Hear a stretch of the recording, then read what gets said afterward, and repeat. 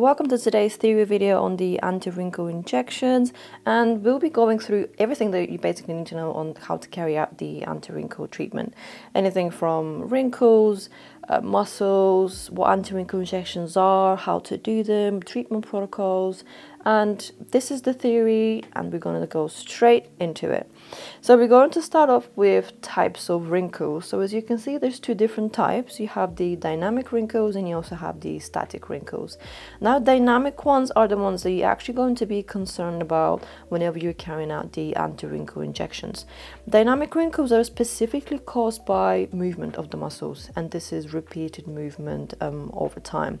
As you can see, these ones are the forehead lines, that's the frown lines, that's the crow's feet. Now, how do you actually recognize the dynamic wrinkles is, for example, if anyone frowns, you can only see the frown lines as soon as they frown and they make that movement. So how do people get the frown lines, how do they get the forehead lines is just by moving their muscles. So dynamic wrinkles, they've got nothing to do with the aging process. They've got nothing to do with the loss of collagen or elastin. They are specifically coming from moving your muscles repeatedly by just making a facial expression. So the ones that we're going to be targeting today specifically, these are the frown lines, the forehead lines, and also the crow's feet. So that is the upper half of the face. Now that's dynamic, and these are the ones that you're going to target specifically with the anti-wrinkle injections.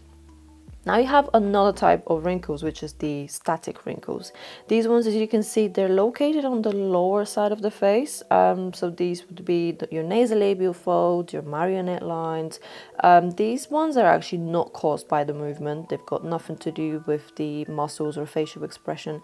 These ones are caused by the loss of facial fat pads over time, the loss of collagen and elastin. So things that have got to do with the aging process rather than the muscles. So what happens over time is, as you lose your facial volume, as you lose fat around the face, you start getting those deep lines around the mouth, you start getting fine lines, you start getting wrinkles. Now, why are those two types of wrinkles different is the point of origin of the actual wrinkle. Dynamic ones, remember, they come from the movement of the muscles specifically, and then you have the static ones. These are coming from the aging process, the loss of collagen, elastin, as well as the loss of the facial fat pads over time throughout the years and throughout the aging process. Now, difference between the two, just remember dynamic wrinkles, anti-wrinkle injections is the way to target them, and then you have the static ones. This is dermal filler as to how you're going to target those types of wrinkles. Now, dynamic wrinkles, more specifically, what are you looking out for and where are they located? As we said today, we're mostly concerned about the upper half of the face. Now, looking into frown lines, and you can see the lady is actually frowning. She's making that facial expression and she's moving her muscles. So depending on how she's moving her muscles and how strong her muscles are, you will see different variations of this. Some people have two frown lines, like the 11s as people call them, or some people have just one line in the middle, other people have three lines in the middle. Now again, depends on the size of the muscle, the strength of the muscle, how big the muscle is, and everyone is different when it comes to their muscles. Now frown lines, they are actually caused by repeatedly frowning, squinting over time, and the more you do it, the more often you do it, the worse that the actual lines are going to be. Now we have the forehead wrinkles. These ones are actually caused by lifting your eyebrows up, and as you can see, when you lift your eyebrows, you will see a few lines on the forehead, and what that's doing is it's pushing the muscle up. That's making the skin just crease up and wrinkle up. So the actual lines and the wrinkles that you see whenever you make a facial expression is the skin getting caught in between the muscles whenever they move and contract. So these are the actual lines that you see. And then moving on to the crow's feet. Crow's feet you can get from squinting really hard, from smiling really hard. So these are the little lines that you see around the eyes. And again, all of those three different types, they're all dynamic wrinkles. And remember, these ones, you are concerned about the movement of the muscle, because that's what's actually causing the wrinkles in the first place. So to target those types of wrinkles, you need to do the anti-wrinkle injections, which will actually stop that movement of the muscle. So when there's no movement, there's no lines, as the lines again are coming from the movement of the muscles themselves. Now, when it comes to anti-wrinkle injections and what we're mostly concerned about, so as we mentioned, what are the lines coming from? Is the muscles. So what are we targeting? Is the actual muscle. So as you can see here, there's a full picture of all of the facial muscles that are responsible for a lot of different facial expressions. Now, as we said, for today, we are only concerned about the upper half. So as you can see, around the frown area, the glabellar region, as you call it, you have two different muscles. So you have the corrugator on each side where the eyebrows are, and then right in the middle you have the procerus.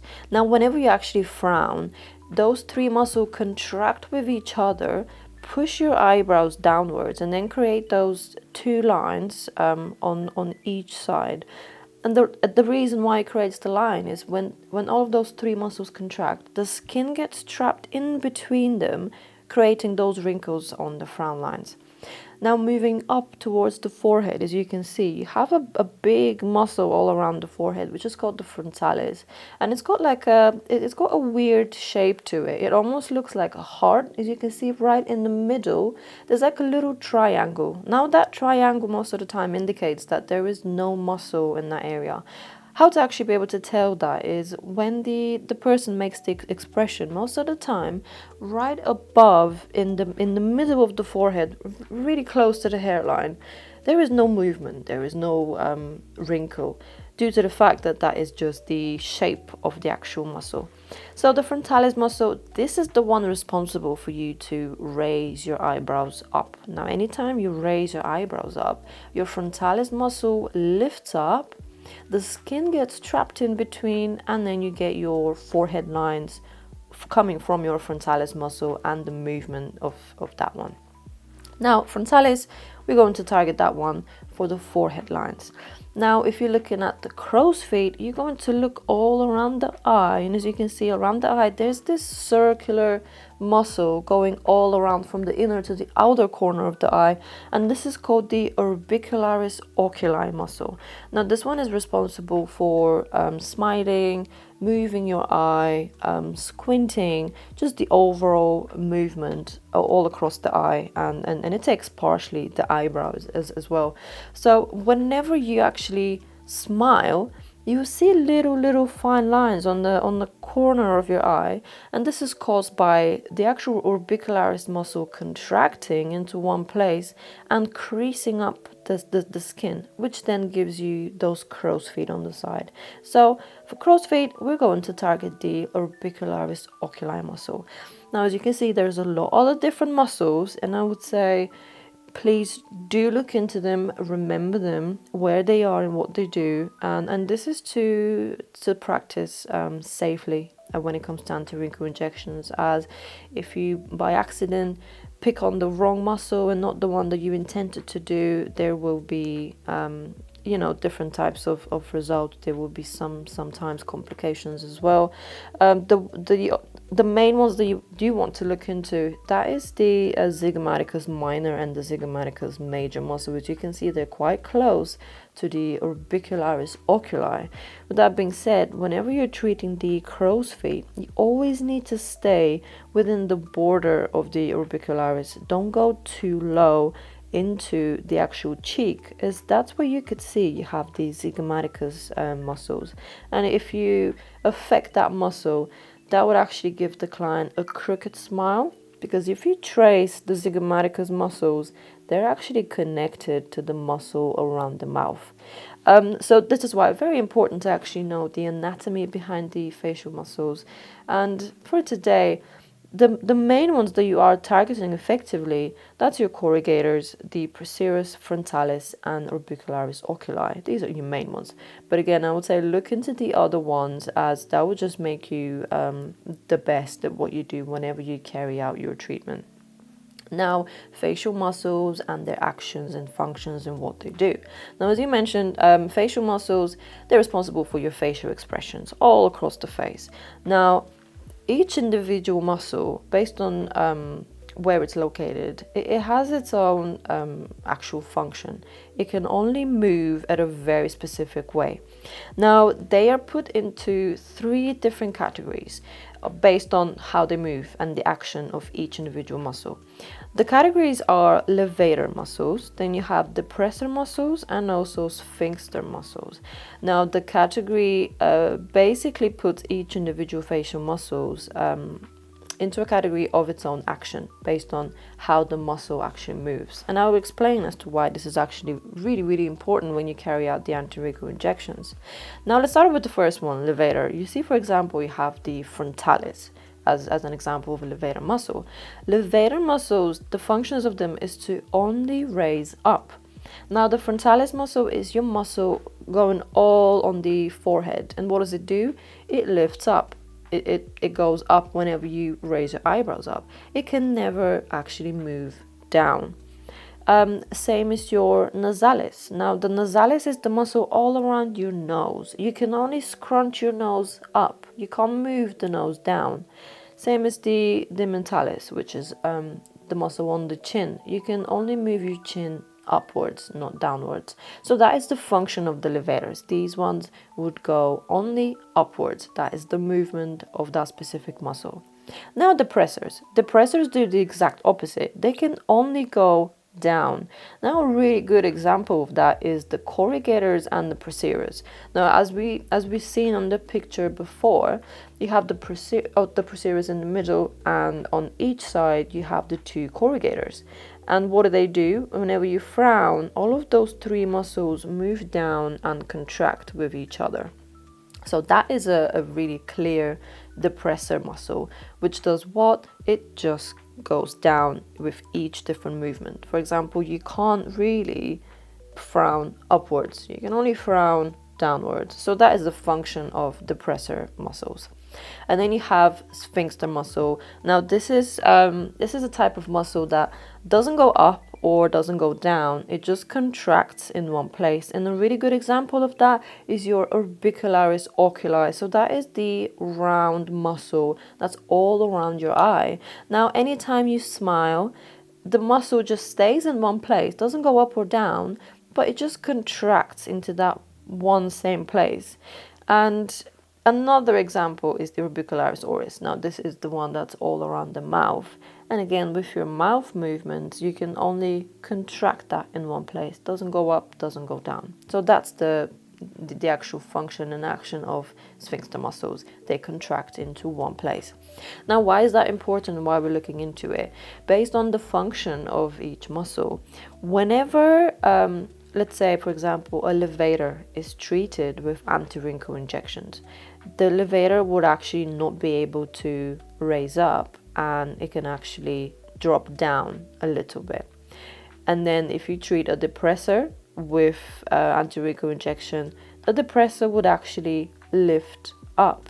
Now, put it this way, whenever you treat the facial muscles with the anti-wrinkle injections, depending on their original function on movement, when they're treated with anti-wrinkle, they would do the exact opposite. Now, for example, if you treat the frown lines, which only go down, when treated, they will not be able to go down anymore, so they would only lift up. And the other thing is the forehead, your frontalis. It can only raise up. So that's the original movement of the actual muscle. Now, when it's treated with anti-wrinkle, it can't move up anymore. So it would actually can drop down a little bit. So that is very important. Each individual muscle on the face has its own function. can move in a very specific way. So very important to know the original movement of the muscle to then know how the anti-wrinkle injection is actually going to affect that specific movement. Now going into the muscles more specifically, and we're looking into the main ones that we're actually going to target. Now you have the corrugator muscle. This one is responsible for frowning. These are the muscles that go down, they're depressors, and they contract together with the procerus in the middle. Now looking into dosage meaning this is how much product you're actually going to need to inject into that muscle, and you can see it's going to be 10 units. 10 units, this is a quite high dosage. The corrugator muscles are one of the strongest ones that you could find on the upper half of the face, so it does need quite a bit of product to be effective whenever you're doing the treatment. Then you have injection angle. This is a 90-degree. The corrugator muscle is a quite deep muscle, so you do need to have at least a 60-90 degree injection angle to actually get into the muscle. And whenever you're doing the treatment, you always need to place your product within the muscle to actually make it effective. If you're too superficial, it will not have any effect, which is why for the corrugator we're using a 90-degree angle. And then your injection depth would be somewhat in the middle. It's about halfway through with the needle to get into the corrugator muscle. Then you have the procerus. This is right into the middle of the eyebrow, and again together with the corrugator it just contracts and lets you to frown. The dosage for the procerus is going to be 7 units, and the injection angle again is a 90-degree angle. So the corrugators and procerus definitely at a 90-degree. They are quite deep set muscles, so you do need to have a straight angle to actually reach them. And the injection depth for the procerus is actually quite deep, so you're going to put in about 2/3 of the needle in to actually reach that muscle. So as you can see, the procerus and corrugators, they're quite deep, so you do need a 90-degree and a middle or a deep injection depth to actually get to them. Then frontalis muscle, this one spreads all across the forehead, and you can see it has a heart shaped. The dosage of that is 7 units. Again, this might vary depending on who you're treating, the strength of the muscle. So the 7 units is about your average dosage for quite natural result. Your injection angle is about a 45-degree. This again can vary depending on the thickness of the skin of the client. Somebody with very, very fragile and very thin skin, obviously your injection angle would be a little bit lower. However, your average angle is about 40-45 degrees to actually get to the muscle. And your injection depth is going to be pretty superficial. Now, keep in mind, on the forehead, you don't actually have a lot of fat pads. So you pretty much only need to insert about 1/3 of the needle, just the tip of the needle, and you will be able to actually reach the muscle even just by using the tip of the needle. And then orbicularis oculi. Now this one is all around the eye, as you can see. It has a round shape, and the dosage is in between 5 to 7 units. Again, this varies. For women, your average tends to be about 5 units, and then for men you tend to be about 5 to 7. And again, this can vary depending on how strong the muscles are. If the muscles are really, really strong, then you would need a higher dosage. If the muscles are not as strong, then obviously you would need a lower dosage. And then your injection angle is about a 25-degree. Now the orbicularis oculi muscle is a quite superficial muscle.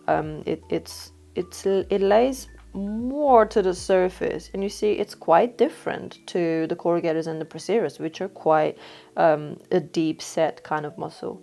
So for the orbicularis, you're only going to do about a 25-degree injection angle, so quite superficially whenever you're going with your needle. And then your depth again is superficial whenever you're working around the eye. Whenever you're doing crow's feet, you only put about 1/3 of the needle in, just the tip, to actually place your product on that muscle.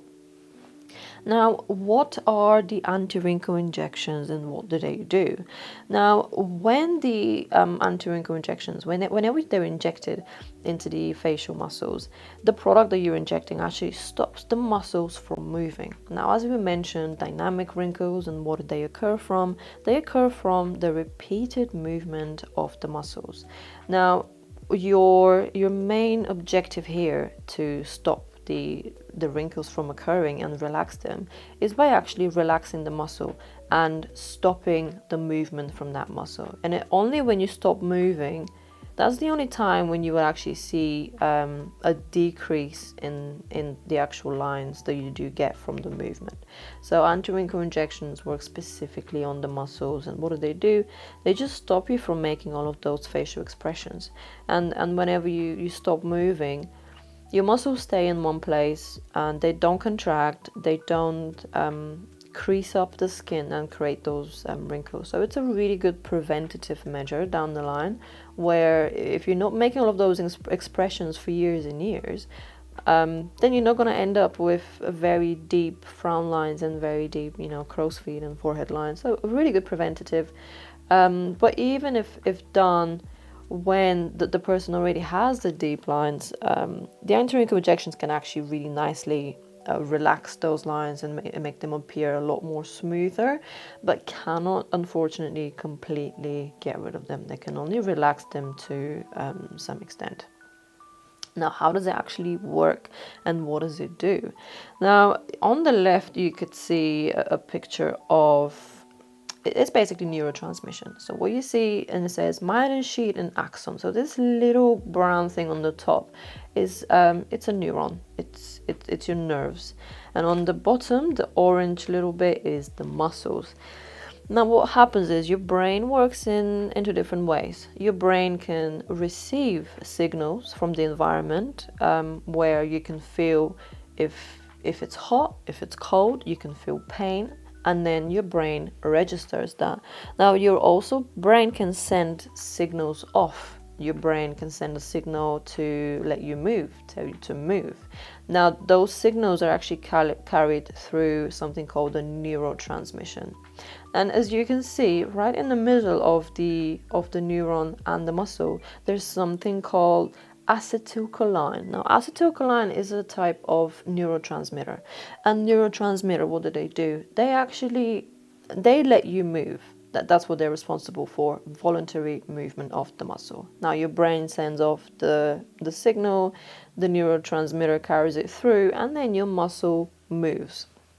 Now, what anti-wrinkle injections actually do is they basically interrupt this whole neurotransmission.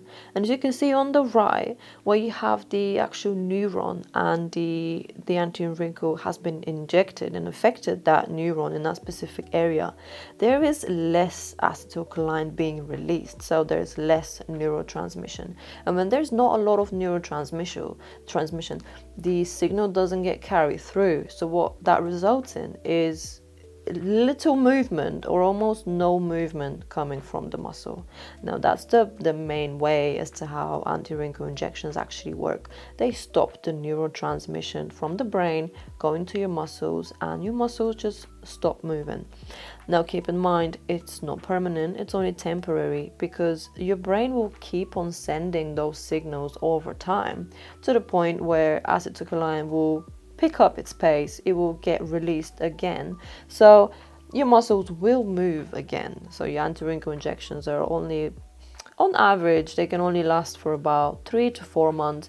Again, that can vary. It could be less, it could be more, depending on strength of the muscle, depending on the lifestyle. But again, it works in the exact same way for everyone, by interrupting the neurotransmission to getting all the way to the muscle. So then the muscle is basically not able to move. Now, what are anti-wrinkle injections made of? What are you actually going to inject? Now, botulinum toxin is the actual product that you're going to use, and it's a highly potent and it's also naturally occurring type of protein, and it's produced by a bacteria that is called Clostridium botulinum. Now, this bacteria can actually thrive in let's say you might have seen a vacuumed kind of food in jars. It could be jam, honey. So this bacteria can sometimes develop in food that has not been vacuumized properly. If digested in very large amounts, that same bacteria has the ability to attack the central nervous system. And again, what does it do? It attacks your nerves, it attacks your neurotransmission to the point where it can then attack the brain. Now again, I am talking about the actual bacteria, not the product that you're going to be using. This is the function of the bacteria. What does it do? It can attack the actual neurotransmission all across the body. Now, what you do in aesthetic practice is that you actually use a very teeny tiny amount of this type of bacteria, which you then dilute with saline, which is antibacterial water, and then you inject it in a very targeted way across the face most of the time. And what does that result in? It interrupts the neuron transmission, so you cannot move your muscles for a while. But again, it's a protein and it's produced by the specific bacteria. And also, there are different types of that specific protein. Now, you will see there's a type A, which is the one that you're going to be mostly using when it comes to facial muscles and treating the face with the Botox. And then you have type B, which is a different type. It's a little bit stronger than type A, and this one is mostly used for anything like neck, for example. And again, this is only done by medics. You will only be able to use a type A toxin in order to treat your facial expressions on the face as an aesthetic practitioner. But again, we will just let you know that there are different variants, there's different types. Also, there are different variants from type A as well. So there's a lot of different brands, a lot of different products on the market. They are not all the same. So a type A toxin has different variants, as you will see. But we'll give you examples of brands. But just keep in mind that one product is not the same as another product. They all vary in the type of the protein they're actually using. However, it's the same principle as to what it does. Just be mindful that each individual brand will have its own dosage, will have its own dilution depending on the one that you're using. Now to look into the products that you're actually going to be using in class. Now we first have Azelaire's, which is one of the most popular ones that you will have within clients based on the results that it gives them, and it's relatively long lasting as well. Now Azelaire's is a type A botulinum toxin, so as we said in aesthetic practice, you will be using type A for facial muscles, and the actual protein is the onabotulinum toxin. Now as we discussed, there's different types, and this one specifically is the onabotulinum. And the actual units that Azelaire's comes with, as you will see, is 125 Spearwood units, and this one is very specific when you're dealing with onabotulinum, and each individual strain will have their own units, as you will see with the next product I'm going to show you. Now for Azelaire's, very specific when it comes to the dilution. Now what the dilution actually is when you purchase the actual Botox in the vial, it actually comes in a powdered form. Now obviously you can't inject powder, so you need to actually mix it within the vial with saline, and saline is antibacterial water. Now what dilution means is how much of the water you actually have to mix the powder with. Now for Azelaire's, we're doing a 0.9 milliliters dilution for each individual vial, and each individual vial would give you basically a 0.9 amount of product whenever you mix it with the water.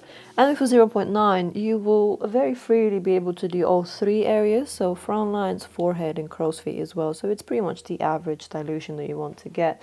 Now be very careful, do follow this dilution, as if you mix it with less water than that, you're going to make your product very concentrated, so your injection points will have to be quite different. And if you do make a mistake and place it in the wrong muscle, there's a massive consequence the stronger your dilution is. And if you mix it with more water than this, you're going to make your Botox less effective to the point where it might not even have any effect at all. So a 0.9 dilution isn't too strong, isn't too weak. It's a really good medium, which will give you a very natural result as well. So each individual vial that you do mix it with a 0.9. So each vial you can use for one client whenever you're doing 3 areas on the upper half of the face. Now the needle they're actually going to use is a 30 gauge 13 mm needle. Now with this one we do recommend the 30 gauge. I would not use a thinner needle, as then it would be quite difficult for you to push the product out because the needle is very thin, and I would not use a larger needle as the product is very liquid. It's water, so it would really drip and run through, so it makes it quite dangerous in case it does drip into the client's eyes. So we do recommend the 30 gauge, and then the millimeter is a 13. I would not use anything less than 13 or over 13. As you can see, they say the corrugators and the Procerus, you have to go quite deep into the muscle, and the 13 mm, sometimes you put in 2/3 of the needle in to actually reach the muscle. So you would actually not be able to do that with a smaller type of needle.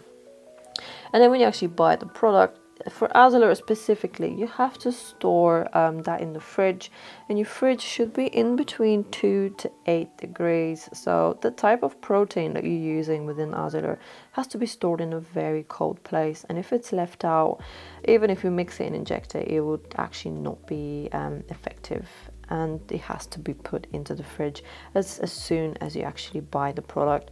Keep in mind, for any brand, as soon as you actually mix the powder together with the saline, place it immediately into the fridge. Has to be in a cold place when it's mixed already with the saline, and you can use it for the next 7 days. After 7-10 days, it does lose its efficacy, so it's really not that effective when it's mixed and you've left it for a really long time. So if you use it in the next 7 days, it's no problem at all.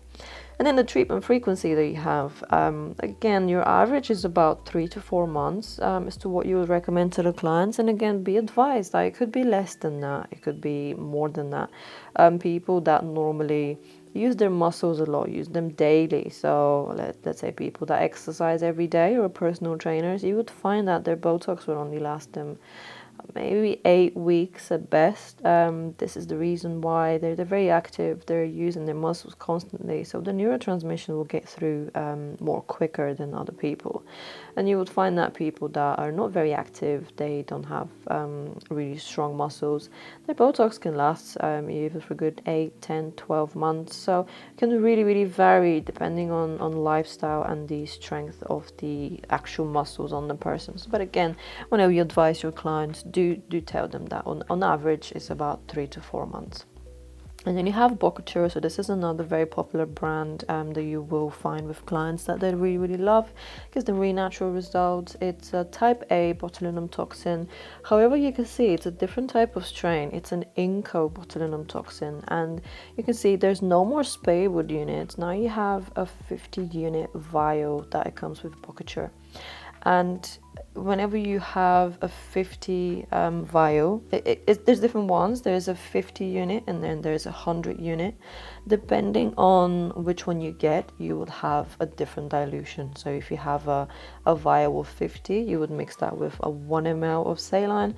And if you have one vial with 100 units, then you would mix that with a 2 ml of the saline, and you would actually be able to get 2 syringes out of that. So essentially do 2 clients out of 1 vial. So really depending on the actual product that you do buy.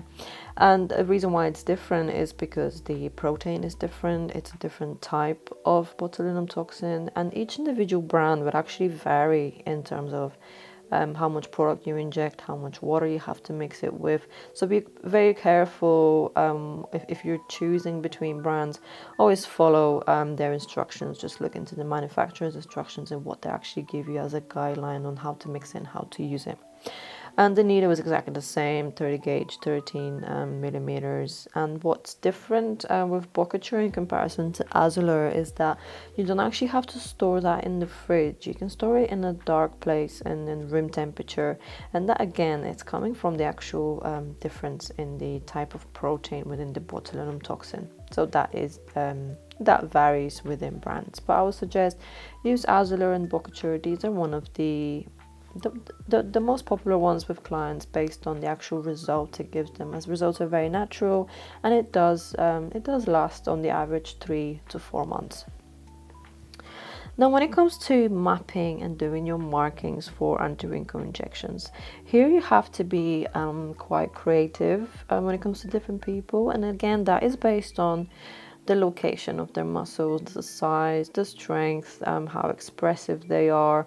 You know, someone that is very expressive would need a lot more product, would need it on a lot more different areas, and it might not last them as long. In comparison to someone that is not very expressive, you would see that they are they don't have that many wrinkles. Their muscles are not as strong, so they might need a little bit less of the product that you're using. So as you see on this lady, we have done a little red kind of rectangular right above her eyebrows. Now, as we call this a no-go zone, meaning you do not want to inject any of the anti-wrinkle injections in that specific spot. Reason being is, as you can see, the frontalis muscle stretches all across the forehead. Now, the function of the frontalis, as we mentioned, is to raise the eyebrows up and lift them up. Now, what happens if you inject Botox in a levator muscle is that the levator muscle will not be able to raise up, so it would actually drop. Now, what we're doing here with specifically the no-go zone is, if you do put any product into that specific place right above the eyebrow, you will be relaxing the frontalis to the point where, first off, you would not be able to raise the eyebrows at all, and you can weaken the muscle to the point where it can actually not be able to hold itself and drop and suppress and push the eyebrows down, because what's responsible for raising your eyebrows is that same muscle. So if you prevent the muscle from raising the eyebrow will drop. And you will see we will run through complications and risks and how to prevent them, but your main risk associated with doing Botox is actually injecting in that specific no-go zone, as 100% that will actually drop the eyebrow, and then your client will feel quite heavy, they wouldn't be able to raise the eyebrow, and it will be visibly a lot more lower. So with any clients, the first thing that you want to do is locate that specific no-go zone area. So how to do that is you're actually following from the center of the eyes to where the pupil is. You're going to draw a line going up roughly about 2 centimeters, so in between the middle of the actual forehead, and then you're going to draw a line going straight down towards the temples. Now, this will be your guideline as to not to go any lower than that. And if you go any lower than that, you'll be risking ptosis, which is one of the main complications that you can get from the anti-wrinkle injections. And as you can see with this lady, when it comes to her frown lines, she has very visible lines, 2 on each side. So you're going to mark up each individual muscle.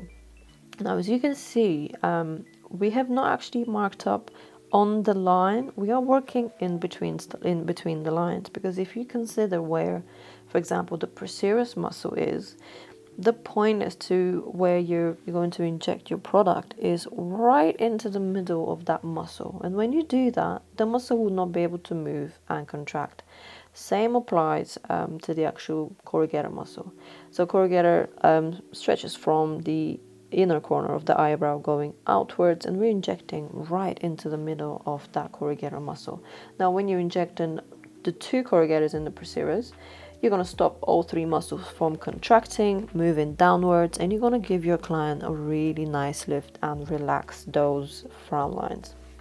And you can see, moving on to the eyebrow, there's 2 injection points on the eyebrow here, and this one, very careful as to where you place it. Should be right where the actual eyebrow is. Not too high, because there you're going into the no-go zone, and not too low, because then you're going to affect the actual movement of the eye. Now these two are really amazing for hooded eyelids, opening up the eye. It really relaxes it and opens it up very subtly, but it's a really nice and subtle change, and clients really love this one. And then when you're doing the crow's feet, make sure you're always staying within the border of the actual muscle. As you can see, if you go a little bit lower on the cheek, you'll be catching the zygomaticus, so make sure you're only working around the orbicularis muscle. And then if you look at the forehead, we have two lines. So the first line that's right in the middle of the forehead, you have about 6 injection points, 3 on each side. So make sure that each injection point is at an equal space in between each other. So you have 3 on the left and then 3 on the other side. So 6 injection points as the first main line. That's the average as you want to do. If you do less, it might not be as effective. You might still have places that move. If you do more, you can be risking ptosis. You can be making the client look too frozen and unnatural. So 6 tends to be your average that you do want to do for clients. And then moving on to the second line on top, as you can see, you're creating like a little triangular shape when it comes to doing the actual markings on the top. And for this client as well, you can see straight into the middle, she has no lines, and this is the reason why we were saying that the frontalis muscle has a heart shape.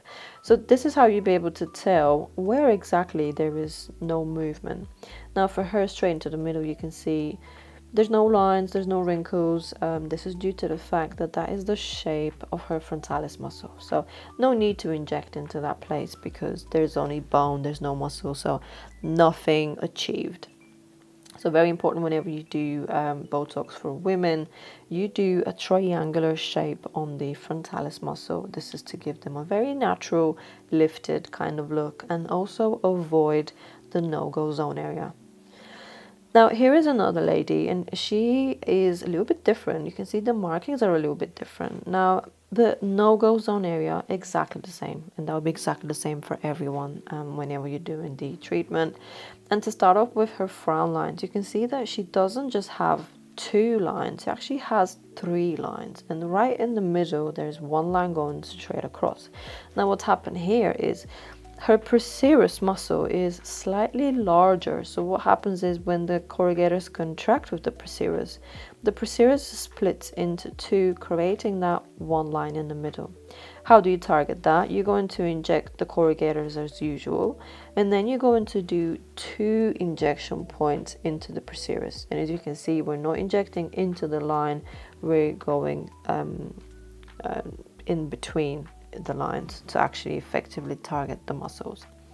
And then you're going to go across the eyebrow again, 2 injection points here. Quite careful not to go too high and too low. Going around the crow's feet, and you can see it's just quite different when it comes to the other lady. And whenever you're doing the treatment, you only place it on an area that actually needs it, on an area that you see movement. And usually there are areas that move a bit more than others. So let's say in her case, she only needs about 2 injection points on her crow's feet on the left side, but on the right side she needs 3, and that is dependent on what way she sleeps, how she expresses herself. Some areas might be a bit more active than others, so only put it as to where the clients actually need it. Same as her forehead. As you can see in her case, we've only got 1 line with the markings. Again, we've got 3 on each side, so 6 in total. But the reason why we haven't done a second line on the top of the forehead is because she just doesn't need it. 1 line would absolutely do a really natural, really good result for her. And how do you know this? It's because you can see her little movement and the little wrinkles she has. They're only on the lower side of the forehead. She has nothing on the top. So what I would say is, don't place your product somewhere where the client doesn't actually need it. Only look at where the movement is and place your product in the correct place.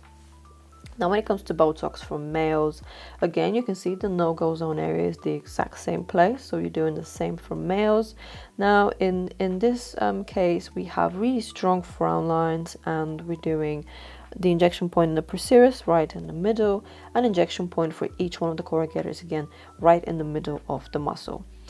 Now, when it comes to the actual eyebrow, you can see here that we're only doing one injection right at the corner of the eyebrow. This is because men don't normally like the very lifted, open eye kind of look. But again, you do need to place the product right at the edge of the eyebrow to actually hold it in place. Otherwise, there's an area you're not treating. So it could look a little bit odd if you're treating other areas and you're ignoring this one. And then crow's feet you're doing as normal, but you can see what's different on the forehead is that we have the first line as normal, 3 on each side, so 6 injection points, but the top line is a little bit different, and we're not really creating the triangular shape. We are doing the markings more perpendicular, slightly off. However, you wouldn't necessarily want to do the triangular for the men, as it can give off a very lifted, almost feminine kind of look. So this is a go-to when it comes to men. And one thing to consider when doing male Botox is that they do need a little bit more product most of the times. So whenever you're doing the frontalis, for example, you can vary between doing 10 7 units, 10 7 units. As for women, your frontalis most of the time would be about 7 units on the frontalis. Now for men, their muscles tend to be a lot stronger, so again, they do need a little bit more product. And then another example that's a little bit different, as you can see, again, no-go zone area is exactly the same. And what we're doing for this gentleman is his frown area, you could see he has 4 lines running all the way across. Now, we are mostly targeting the corrugator with this gentleman. Reason being, as you can see, his corrugators are so strong to the point where his procerus is almost not even visible. So what you would do is, by treating the corrugators, you would give them a really nice lift, and they wouldn't be depressing going into the procerus. So in this case, no point of actually treating the procerus. As you can see, the procerus is not even that active. So you can only treat the corrugator by doing 2 injection points on the belly of the corrugator and targeting the tail of the corrugator, because it's really, really strong in his case. And then you can see also for the eyebrow, we're going to do 2 injection points for him. Reason being, his eyes are really hooded, and doing 2 points would really nicely open them up without giving him a very feminine type of look, as his eyes are already quite hooded anyway. And then you can see around the eyes, we've actually got 5 injection points, and in comparison to the other cases when we only needed 2 or 3, in his case you need quite a bit of product because he has quite a lot of movement in that area. So if you do 2 or 3 injection points on this gentleman, unfortunately the results are not going to be as great, as he does need 4 to 5 injection points all around the crow's feet to actually give him a good result. And then on the forehead, exactly the same, 6 on each side. Avoid doing triangles, and the dosage could be slightly different, alternating between doing 7 and 10 units for a really natural result. Now moving on to anti-wrinkle injections and how it actually progresses. Now keep in mind, and you also need to tell this to your clients as well, is that it would actually take time for the toxin to work. Usually we need to advise your clients to wait for about 2 weeks before doing any top-ups. And in the first couple of days, you would see a slight progression of the Botox actually kicking in. So as soon as you get your treatment done, there is no change whatsoever. And then maybe on day 5, 6, 7, you would see that some areas will be frozen, some areas would still be able to move. The movement would have relaxed somewhat, but you might still be able to see some of the muscles moving, but not completely being frozen. And then normally on about day 10, day 14, that's when the effect of the treatment would have almost completely kicked in. So if your client gets back to you on day 5 or 7 and says, my eyebrows are uneven, or there's still lines on my forehead, that is way too soon for you to do a top up, because it does actually take time for the Botox to work completely. So usually recommend top ups only after 2 weeks, as whatever you see after 2 weeks is basically what you are dealing with.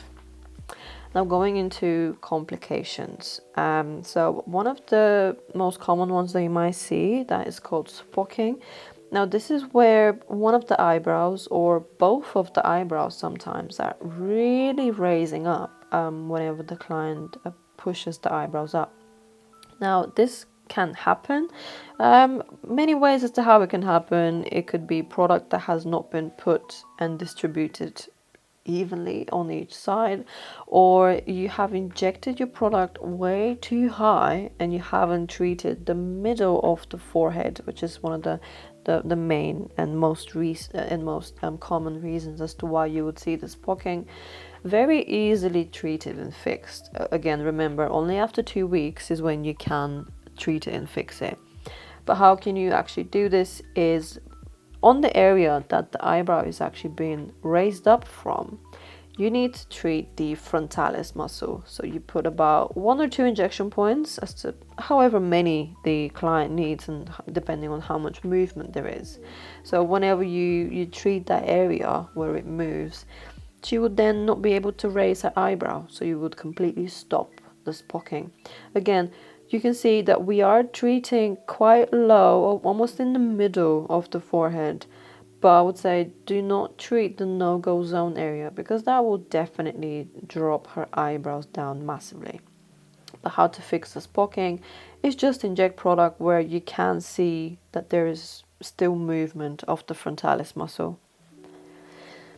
And then one of the main ones that you see and people are very afraid of is the eyebrow ptosis. This is the main risk associated with anti-wrinkle. Now, how does this happen? And how does it happen? That is by injecting into the no-go zone area. Again, if you look at the frontalis lets you lift your eyebrows up. So if you inject on the upper half as well as the lower half of the frontalis muscle, there is no muscle for you to use to actually lift your eyebrow. So what the eyebrow would do is drop down, as you can see on that picture. Now, if you see that, unfortunately, nothing you can do to fix it. The biggest mistake you can possibly do is inject more in this case, as the reason why it has dropped in the first place is you have injected too low, or you have completely overdosed the client and you have gone into the no-go zone area. The only thing you can do is advise the client to keep on moving and raising her eyebrows, as the movement will come back. Or you could try and carry out radio frequency, microcurrent, EMS on the affected area. So carrying out any microcurrent or radio frequency on the frontalis will actually bring back the activity of the muscle a little bit quicker, so that could be helpful for the client. But how to actually avoid it is not injecting too low on the frontalis muscle. So if you do inject in the no-go zone area, unfortunately this is the result that you're going to get. So just be careful and try avoiding and only injecting on the upper half of the frontalis muscle. Now there's another complication, and that is the eyelid ptosis. Now this is a little bit different. You've seen the eyebrow ptosis, where the actual eyebrow was affected by injecting too low on the frontalis muscle. Now eyelid ptosis is a little bit different, as it comes from injecting too low on the actual orbicularis oculi muscle. And as you can see, whenever you do your injection points on the eyebrow, don't go too high, because that will actually cause an eyebrow ptosis, and don't go too low going into the actual eyelid, as that will cause an eyelid ptosis.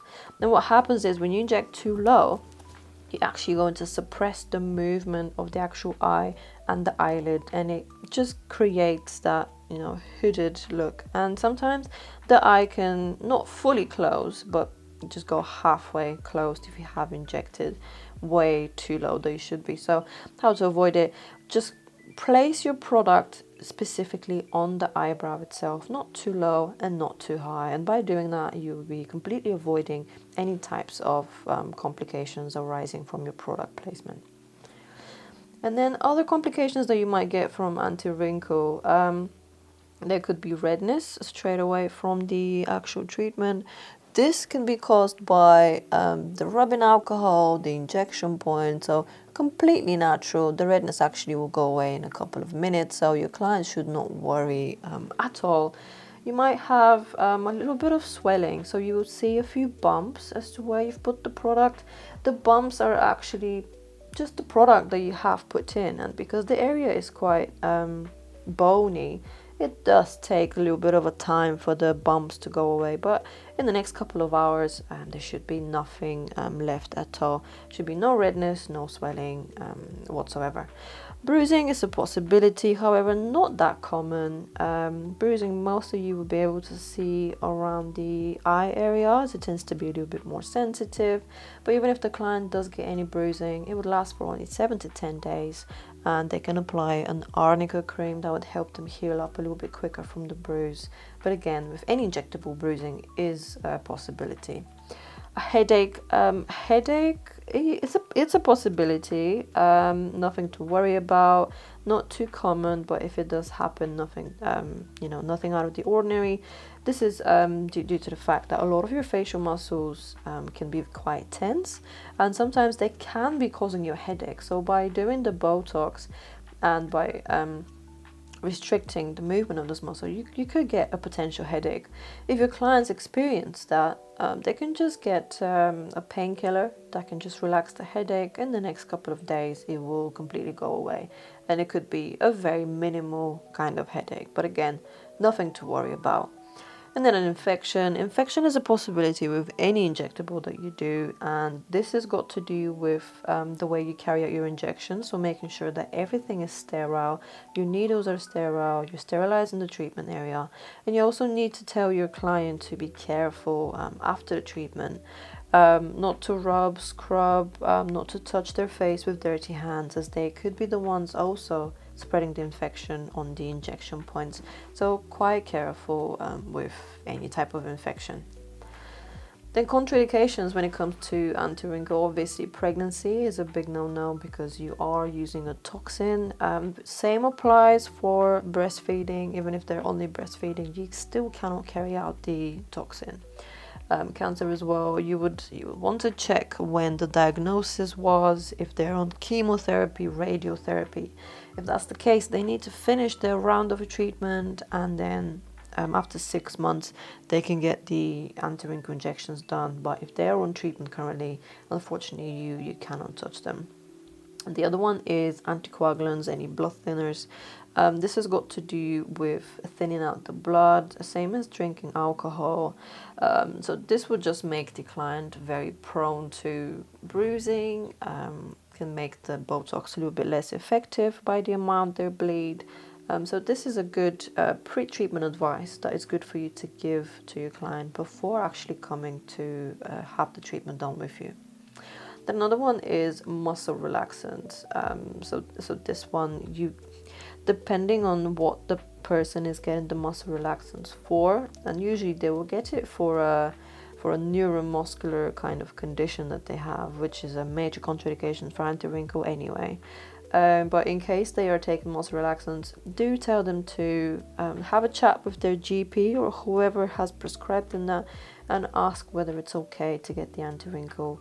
But again, very, very unlikely that you will be able to carry out on them, because they're usually taken for conditions such as dystonia or Bell's palsy and myasthenia gravis, which, as you can see on the list, are one of your major contraindications. So doing anyone with anti-wrinkle injections, you need to be mostly careful of conditions on the nervous system and the muscular system. So examples are dystonia, so this is involuntary muscle movement. You cannot carry anti-wrinkle on anyone with this.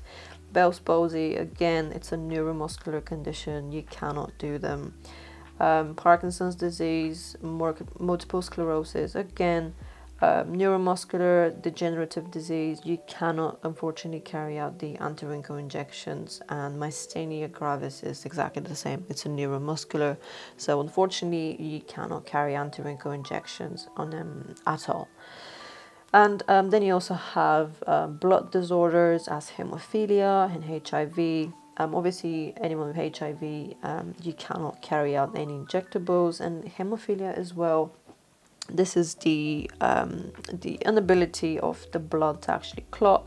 So they might be bleeding quite a bit. They can get very prone to bruising, and always consult with your client. Is it very severe? Is it only borderline? And actually see how much they're actually going to bleed during the treatment.